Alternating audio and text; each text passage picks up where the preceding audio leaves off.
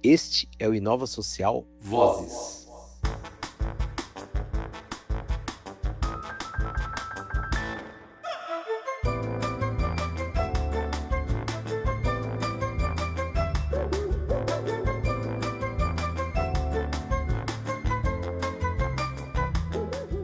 Seja bem-vindo ao Inova Social Vozes. Eu sou Vitor Vasques, direto do Festival SGB 2025 em Florianópolis. O tema dessa temporada é coexistência, e a ideia é escutar pessoas que vivem e atuam para pensar juntos caminhos de transformação. Hoje eu recebo Lívia Soares, CEO da Bicipreta, para falar sobre aprendizados e impactos da mobilidade voltada para pessoas negras e como iniciativas de inclusão podem transformar esse cenário. Lívia, seja bem-vinda. Obrigada, Vitor. É prazer estar aqui. Lívia, a bicicleta e mobilidade para muita gente são só meios de transporte, mas você olhou para isso com uma outra visão. Você mostra que essa relação vai muito além para a vida das pessoas negras. Como que essa visão inspirou a criação da Bicipreta e de todo esse conjunto de projetos que vocês têm trabalhado? O que mais te orgulha em ver acontecendo? Então, Vitor, a Bicipreta começa há 10 anos atrás, né? A partir da minha própria história, quando eu começo a pedalar na cidade de Salvador. E percebendo a cidade de Salvador, Salvador é a cidade mais preta fora de África.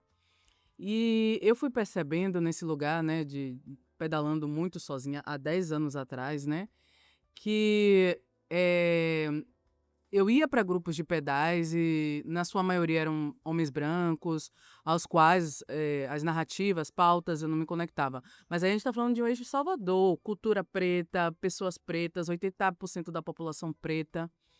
Então, ali eu já sentia uma falta de pertencimento, né? Então, paralelo a isso, eu já estava insatisfeita com minha própria vida, insatisfeita com minha própria vida. Eu olhava para a carteira de trabalho, só tinha trabalhado como telemarketing ou como vendedora, então eu já queria empreender. E aí, eu começo a empreender e crio um bike café poético que se chamava La Frida Bike Café, onde circulava pela cidade de Salvador a bicicleta, café, livros, poesias. E a gente foi percebendo, dentro disso tudo, que havia a minha própria experiência, mas também havia de nós, né, quanto coletivo de mulheres pretas. E as mulheres pretas se aproximavam até a bike e se conectavam muito com a bike, ou seja, a poesia, a música, a questão cultural que tinha na bicicleta ficava em segundo plano. E aí a gente recebia muito feedback num sentido que elas não sabiam pedalar, né? Então a gente começa a entender esse contexto de que mulheres pretas não sabem pedalar na cidade de Salvador. A gente levanta uma pesquisa e nessa pesquisa diz que as mulheres pretas não sabem pedalar ou não estão inclusas nos planos de mobilidade porque não sabem pedalar. Então, a gente começa a ensinar mulheres pretas a pedalar na cidade de Salvador. Começa a criar projetos de mecânica, ensinar mulheres pretas a mecânica. Abrimos uma casa em Salvador, Casa La Frida. E de maneira resumida, né? Porque é muita história para contar. Então, o que acontece? Há 10 anos atrás, a gente começa a ensinar a mobilizar uma formação da mobilidade para mulheres pretas. E aí a gente foi percebendo uma coisa, né? É que a gente estava mudando a estrutura dessa Salvador, mais mulheres pretas estavam utilizando a bike como meio de transporte, como meio de lazer, como meio de esporte. Uma época onde esse boom do esporte, do bem viver, não estava tão em alta, né? Mas o tempo inteiro a gente estava nesse lugar de viver em escassez, de não ter dinheiro. Então a gente começou a entender assim, beleza, a gente está motivando a mobilidade da bicicleta, mas esse dinheiro ele está indo para onde? Então a gente queria uma forma que esse dinheiro aqui também retornasse para a gente. Então a gente cria a Bicipreta. A Bicipreta é uma empresa que cria produtos, serviços e projetos para a população negra. É uma empresa de negócio de impacto. É interessante você falar ensinar mecânica, porque a gente esquece que isso também é necessário quando você está em cima da bike, né? E muitas vezes as mulheres não têm essa visão, então acaba que, bicicleta ali teve um problema, como que eu faço? Isso é muito legal que vocês pensaram no todo, né? Desde o momento do aprender, né, da autonomia de mexer na bicicleta, mas também uma forma de empregabilidade. A gente tem mulheres que aprenderam dentro da Lafrida e hoje são mecânicas de bike. Lívia, agora eu quero falar sobre o capacete. O Ford Black, ele foi desenvolvido para atender penteados como tranças, dreads, cabelo afro, e virou um dos produtos mais emblemáticos da empresa, né? Como que foi o processo de criação dele, de prototipagem desse capacete? Para quem olhar nossas redes sociais aqui, eu vou fazer um comentário aqui pro ouvinte que está nos ouvindo. Nós vamos colocar uma foto sua para mostrar o capacete, mas eu convido a todos, depois eu vou te pedir para você convidar quem está nos ouvindo a visitar as redes. Mas como que foi todo esse processo de observar hoje a aceitação de um produto, os desafios, os impactos? Você falou mesmo, vocês são uma empresa de impacto social. Então, como que foi esse cenário em torno desse produto? Quando a gente começa a estruturar, né, esse cenário Salvador Mobilidade Preta, eu fui percebendo que nós, pessoas pretas e a comunidade preta não utilizava capacete. E não utilizava capacete por quê? Primeiro porque não cabia, ou havia algum desconforto. Ou seja, quando se cria um produto, Vitor, o que acontece? A gente utiliza perfis. Qualquer produto que se é criado, você vai a partir de um perfil. E a gente entende que esse perfil nunca vai ser pessoas pretas, né? Pelo estilo de capacetes. E aí o que acontece? A gente começa a desenhar como seria esse capacete. E aí a gente vai entendendo o quê? Primeiro, vamos para o problema, né? Que é a geometria adequada. Pronto, a gente constrói o capacete de acordo com a geometria adequada. Espuma inteligente de proteção. Quem tem cabelo crespo sabe que é um cabelo diferenciado e que precisa de ventilação. Uma ventilação inteligente, né? Evidência capilar. Estilo e identidade, porque a maioria dos produtos são feitos numa linha muito esportiva e que a gente não se identifica. E todo um estilo, identidade, uma política afirmativa de rua, né? Aqui são os capacetes, eles têm o design de artistas baianos.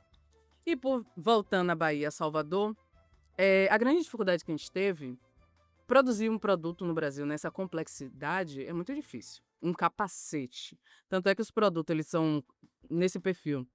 São construídos na China. As pessoas vão para a China, produzem um molde lá, o protótipo lá e voltam com o milheiro para cá, para o Brasil. O milheiro é a tiragem de 1000, né? E aí o que acontece? A gente cria uma equipe totalmente baiana e preta.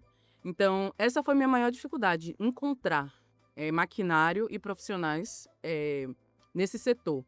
Então, eu encontro essa equipe, fecho essa equipe de engenheiro, de engenharia de prototipagem, de design e de fabricante. Pronto, a gente fecha a equipe aqui totalmente preta. Porque muitas pessoas acreditam que esse produto é feito manualmente, tipo ser feito de uma mulher, né, preta. O pessoal acredita que isso aqui é feito manualmente. Não, mas isso é feito dentro de um molde, envolve diversas tecnologias, né? Desde tecnologias de software, 3D, 2D, 4D. Os testes de impacto são feitos a partir de simulações, né, de tecnologias. Então, é um produto tecnológico, né? Não é um produto artesanal ou manual. Apesar que admiro muito quem tem essa habilidade manual, mas é um produto tecnológico. Então, esse foi assim, o nosso principal desafio. O capacete já ganhou alguns prêmios, né? Prêmio Mobilidade, ganhamos agora o Sebrae, né? No setor ciência e tecnologia. É um produto que a gente percebe uma excelente aceitação, né? Principalmente de empresas, países que não têm essa pauta, países que não têm uma cultura preta ou que não têm a população mínima preta, abraçando o produto. Então, isso para mim é incrível entender que pessoas que não têm essa pauta ou países que não têm essa pauta, abraçando o produto, entendendo que é uma necessidade. Então, acho que isso que é o que me deixa mais confiante, né, no produto, é perceber o quanto existe uma equipe totalmente profissional e técnica em Salvador. Por isso que eu gosto de reforçar que a gente é soteropolitano, que a gente é baiano, porque Salvador tem um ecossistema tecnológico muito profissional, técnico, e competente. Então, é isso. Por isso que nosso produto, a gente tem um selo Made in Salsite, Made in Bahia, e toda a nossa equipe, que a gente não queria Made in China. Quem é baiano quer ter lá um negocinho, ó, Made in Salsite no negócio. Legal. E apesar de toda essa identidade, todo esse molho baiano, é um produto de segurança, né? Então não daria para ser feito manualmente, né? Como você falou, eu achei legal que você reforçou isso. Isso. E você trouxe essa palavra segurança. Um dos nossos principais objetivos era trazer essa pauta também da segurança. As pessoas perguntam, é seguro? Eu falo sim, é um produto seguro, porque as pessoas veem essa abertura aqui, mas quando a gente faz os testes de impacto, a maioria dos testes, eles são assim, de lado, porque quando a gente vai para o teste de impacto de bicicleta, as quedas de bike são laterais, né? Elas não são assim. Né? Então, quando a gente segue as normas da ABNT, só para reforçar isso, o Inmetro ele não exige certificação obrigatória para capacete de bike. É apenas certificação voluntária. O que a gente precisa seguir são normas da ABNT. E as normas da ABNT sugerem testes de simulações de acordo com os impactos da bicicleta. Então, os impactos da bicicleta são, sim, laterais, né? Porque as pessoas não estão vendo, mas são laterais. Então, a gente reforçou essa questão lateral e de preservar a questão lateral do capacete. Eu amo esse podcast porque a cada episódio eu aprendo alguma coisa. Eu jurava que devia ter algum regramento do Inmetro, alguma coisa assim, porque a gente tá falando de um item de segurança tão importante. Aqui no Brasil não, mas só alinhando para capacete de bicicleta, eu acredito que o Inmetro não solicita porque eles estão falando de um equipamento urbano. Eles estão falando de um equipamento de baixa velocidade. Então, esse daqui é um equipamento urbano. Não é um equipamento para atletas de alto rendimento, não é para pegar uma trilha. Isso daqui é para o dia a dia, baixa velocidade. Então, acredito que nessa linha, o Inmetro não solicita, acredito. Mas só quem já caiu de bicicleta sabe como.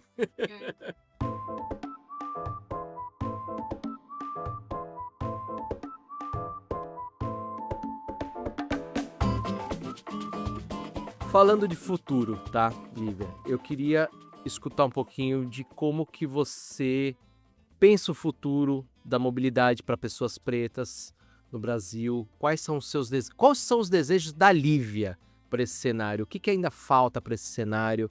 O que você gostaria?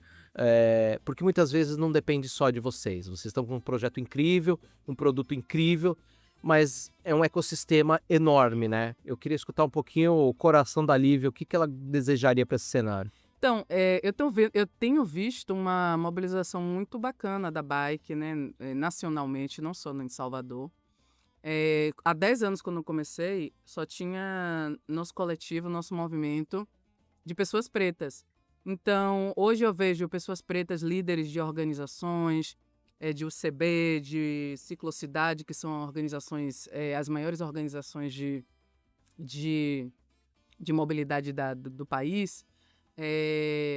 Me vejo também nesse lugar empresariando, vejo o movimento negro chegando junto na questão da bike.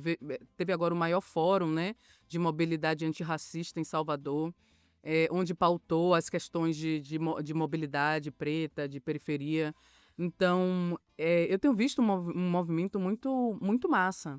Então, o que eu desejo futuro é pessoas pretas continuando em lugar de poder, nos setores públicos, privados, de ONGs.